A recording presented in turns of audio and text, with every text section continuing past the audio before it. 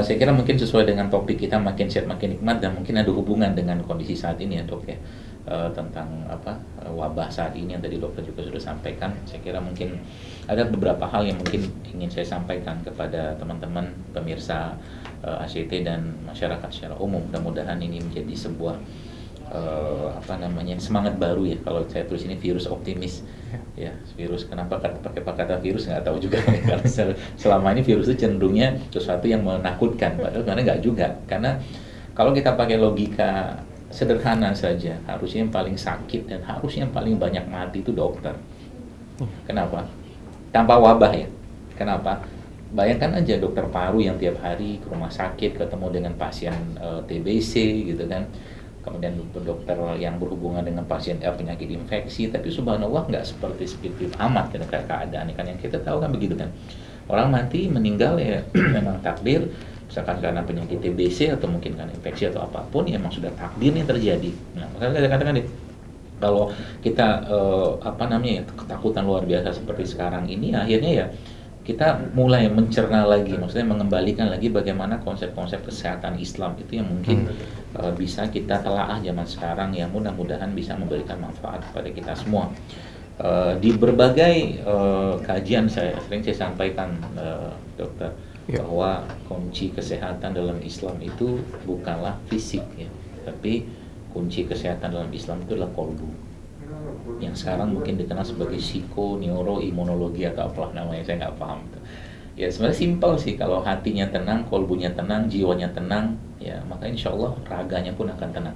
Tenang di sini yang dimaksud adalah keseimbangan fisiologis, keseimbangan dari sistem organ atau mungkin metabolisme yang ada pada dirinya, sehingga nggak terjadi nggak terjadi ketakseimbangan atau hal-hal yang akhirnya menyebabkan fisiologis, kalau kata bahasa kita kan patologis, itu terjadi ke badan. Contoh aja, orang yang marah, orang yang benci, orang yang dendam, coba cek indikator darahnya, pasti ada masalah.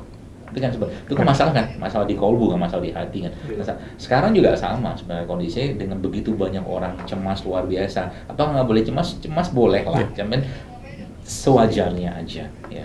Maka dalam Islam kunci kesehatan itu balik-baliknya ke kolbu tadi.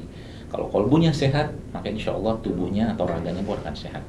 Dalam Islam itu sebabnya kalau kita lihat, jadi bagaimana cara kita melihat atau bagaimana cara kita menelaah ini, mentadaburi ini, sehingga nanti kita akan cerita mulai dari awal dari manusia diciptakan sampai sekarang kita dihidupkan Allah.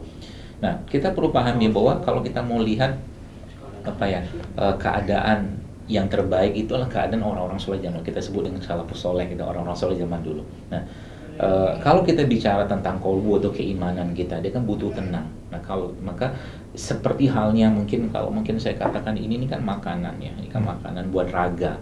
Ini makanan buat raga. Tapi sebenarnya dia juga sebagaimana raga butuh makanan, kolbu itu juga butuh makanan. Gitu loh. Yeah. Nah, yang zaman sekarang yang kurang itu apa? Makanan yang kurang. Gitu loh. Makanan kurang, kenapa makanan ini kurang?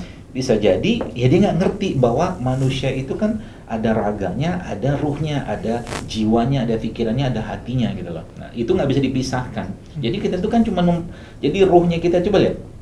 Kalau kita baca dalam Al-Quran, dalam surat Al-Fajr itu, ya ayyuhal ya ayyatuhan nafsul mutmainnah irji'i ila rabbiki radiyatan mardiyah. Kata Allah, kembalilah kepadaku. Jadi memang dia bukan di sini tempatnya. Ya kan? Irji'i maksudnya keluarlah kembalilah ya ila rabbiki radiyatan mardiyah, dalam keadaan yang tenang kepada Tuhanmu gitu loh. Jadi emang kita tuh bukan di sini tempat kita tuh. Belenggunya jiwa manusia itu akibat terlalu dalamnya ketakutan atau kecintaan dia terhadap dunia. Yang Nabi sebut dengan al-wahan gitu loh. Nah, itu yang akhirnya menyebabkan apa? Pasti bermasalah kan, sudah premis awalnya adalah kalau kolbunya, jiwanya, imannya bermasalah, pasti raga ngikut, pasti ngikut. Itu nggak bisa dipungkiri lah.